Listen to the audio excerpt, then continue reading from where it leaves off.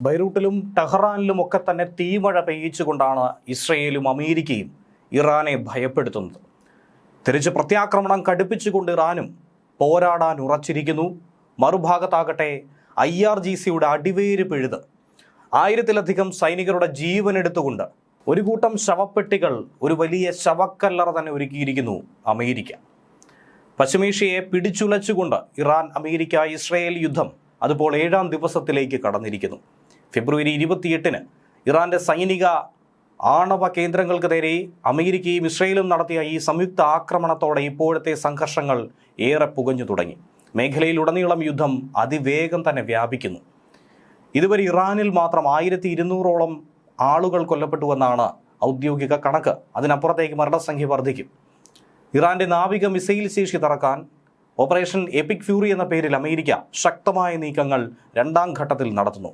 Roaring line പിന്നാലെ EPIC ഫ്യൂറിയും ശക്തമായി തന്നെ ഇറാനെ തളർത്തുമെന്ന കാര്യത്തിൽ സംശയമില്ല.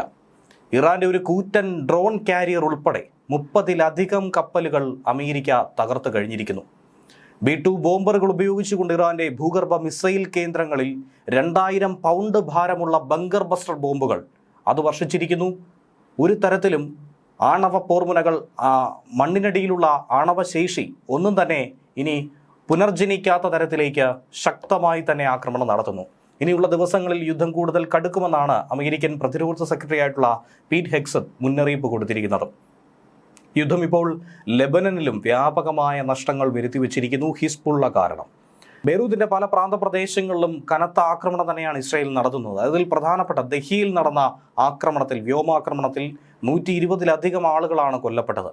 10,000-കണക്കിന് ആളുകളാണ് ഇതിനോടകം തന്നെ പലായനം ചെയ്തിരിക്കുന്നത്. തങ്ങളുടെ അതിർത്തിക്കുള്ളിലേക്ക് ഇറാൻ ഡ്രോണുകൾ അയച്ചുവെന്നാണ് അസർബൈജാനും ആരോപിക്കുന്നത്. അതിനെ തുടർന്ന് അസർബൈജാൻ തങ്ങളുടെ തെക്കൻ വ്യോമപാത താൽക്കാലികമായി അടച്ചിട്ടു എന്ന വാർത്തയും പുറത്തു വരുന്നു. പക്ഷേ ഇറാൻ ആകട്ടെ ഈ ആരോപണത്തെ നിഷേധിച്ചിരിക്കുന്നു. ഇറാനിലെ ഭരണകൂടമാറ്റം ലക്ഷ്യമിട്ടുള്ള സൈനിക നീക്കങ്ങൾ അങ്ങനെ കടുക്കുമ്പോൾ നിലപാട് കടുപ്പിച്ചു തന്നെയാണ് അമേരിക്കൻ പ്രസിഡന്റ് ഡൊണാൾഡ് ട്രംപും രംഗത്ത് വരുന്നത്. ഇറാനെ അമേരിക്ക ഏറ്റെടുക്കുമെന്ന തരത്തിലുള്ള പ്രഖ്യാപനങ്ങൾ നേരത്തെ തന്നെ നടത്തി കഴിഞ്ഞിരിക്കുന്നു. ഇറാനിൽ ഇനി ആര് ഭരിക്കണമെന്നുള്ളത് ട്രംപ് തീരുമാനിക്കുമെന്നതാണ് ട്രംപിന്റെ കർശനമായ ശാസനം. ഇസ്ലാമിക് റവല്യൂഷണറി ഗാർഡ് കോർപ്സിനും ഇറാനിയൻ സൈന്യത്തിനും രൂക്ഷമായ മുന്നറിയിപ്പ് ഇതിന്റെ ഭാഗമായി ട്രംപ് നൽകി കഴിഞ്ഞു. ഇറാനിയൻ സൈന്യം ഉടനടി തന്നെ ആയുധം ഉപേക്ഷിച്ച് കീഴടങ്ങണമെന്നും അതല്ലെങ്കിൽ മരണമുറപ്പാണെന്നുമുള്ള അന്ത്യശാസനമാണ് ട്രംപ് നേരിട്ട് നൽകിയിരിക്കുന്നത്. സമുദ്രമധ്യത്തിൽ ഇറാൻ നാവികസേനയുടെ ഐറിസ് ദേനയ്ക്ക് നേരെ അമേരിക്കൻ അന്തർവാഹിനി നടത്തിയ മാരകമായ ടോർപിഡോ ആക്രമണത്തിന് പിറകെയാണ് ട്രംപിന്റെ ഞെട്ടിക്കുന്ന പ്രസ്താവന. ഇറാനിയൻ ജനതയ്ക്ക് വേണ്ടി നിലകൊള്ളാനും രാജ്യം തിരിച്ചുപിടിക്കാനും സൈനികർക്ക് കിട്ടുന്ന അവസാന അവസരമാണിതെന്നും ട്രംപ് പറഞ്ഞു. ഇറാൻ റവല്യൂഷണറി ഗാർഡ്സിലെയും പോലീസിലെയും സൈന്യത്തിലെയും എല്ലാ അംഗങ്ങളോടും ഞാൻ ഒരിക്കൽ കൂടി ആഹ്വാനം ചെയ്യുന്നു, നിങ്ങളുടെ ആയുധങ്ങൾ താഴെ വയ്ക്കുക. ഇപ്പോൾ കീഴടങ്ങുന്നവർക്ക് ഞങ്ങൾ പൂർണ്ണ സുരക്ഷയും നിയമപരിരക്ഷയും ഉറപ്പു നൽകുന്നു. പക്ഷേ ഈ മുന്നറിയിപ്പ് അവഗണിക്കുന്നവരാകട്ടെ നേരിടേണ്ടി വരുന്നത് സമ്പൂർണ്ണ വിനാശമായിരിക്കും. അതാരും കാണാൻ ഞാൻ ആഗ്രഹിക്കുന്നില്ല എന്ന് കൂടിയാണ് ട്രംപ് പറയുന്നത്. ഇതിനു പുറമെ ലോകമെമ്പാടുമുള്ള ഇറാനിയൻ നയതന്ത്രജ്ഞരോട് പദവികൾ ഉപേക്ഷിച്ച് ശരിയായ പക്ഷത്ത് ചേരണമെന്നാണ് അദ്ദേഹം ആഹ്വാനം ചെയ്തിരിക്കുന്നത്.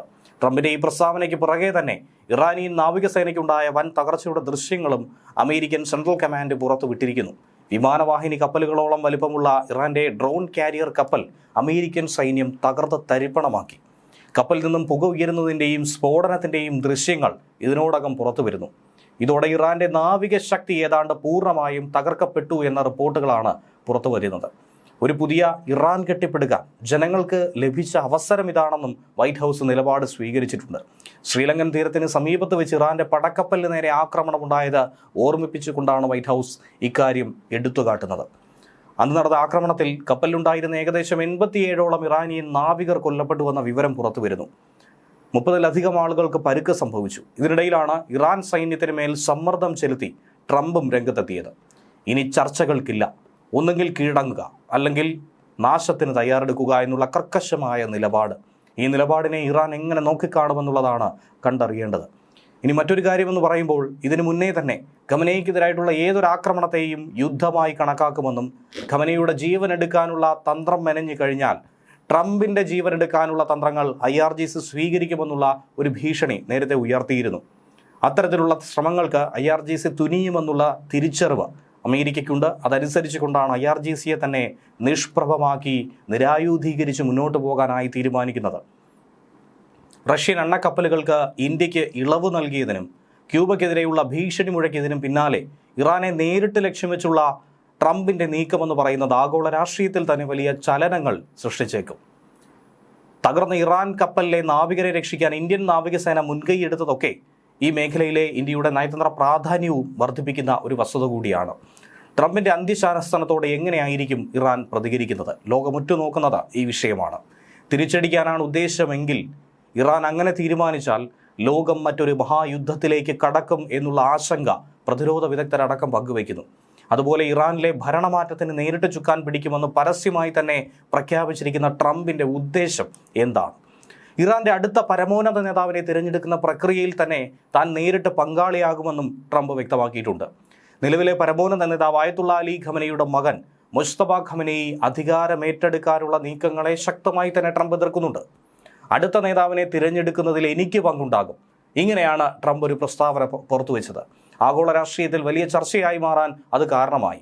ഇറാനിലെ ഇപ്പോഴത്തെ ഭരണകൂടം തകർച്ചയുടെ പാതയിലാണെന്നും വിദേശ രാജ്യങ്ങളിൽ സേവനമനുഷ്ഠിക്കുന്ന ഇറാനിയൻ നയതന്ത്രജ്ഞർ ഉടനടി അഭയം തേടണമെന്നും ട്രംപ് പറഞ്ഞിരിക്കുന്നതിലെ യുക്തിയും ഈ ഘട്ടത്തിൽ ചോദ്യം ചെയ്യപ്പെടുകയാണ്. ഇറാന്റെ പരമോന്നത പദവിയിലേക്ക് കുടുംബവാഴ്ച അനുവദിക്കില്ല എന്ന കർശന നിലപാട് വൈറ്റ് ഹൗസ് സ്വീകരിച്ചിരിക്കുന്നു. ആയത്തുള്ള അലി ഖമനയുടെ ആരോഗ്യനില വഷളായതിനെ തുടർന്ന് മകൻ മുസ്തഫയെ വാഴിക്കാനുള്ള നീക്കങ്ങൾ നേരത്തെ തന്നെ സജീവമായതായിരുന്നു. എന്നാൽ ഒരു ജനാധിപത്യ പ്രക്രിയയുടെ മാത്രമേ പുതിയ നേതാവിനെ തിരഞ്ഞെടുക്കാൻ കഴിയൂ. അതല്ലാതെ മതമേലധികാരികൾ തീരുമാനിക്കുന്ന ഒരാളെയും അംഗീകരിക്കില്ല എന്ന് ട്രംപ് പക്ഷം പിടിക്കുന്നു.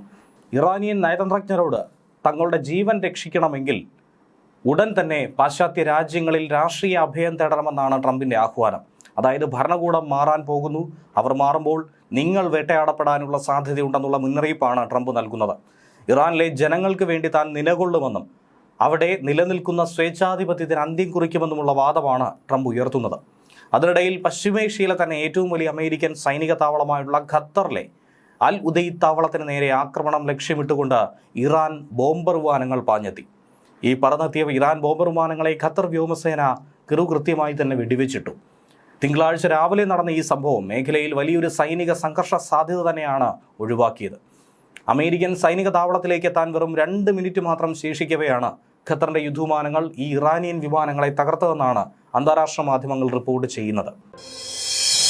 മലയാളി വാർത്താ plus, like, share and subscribe.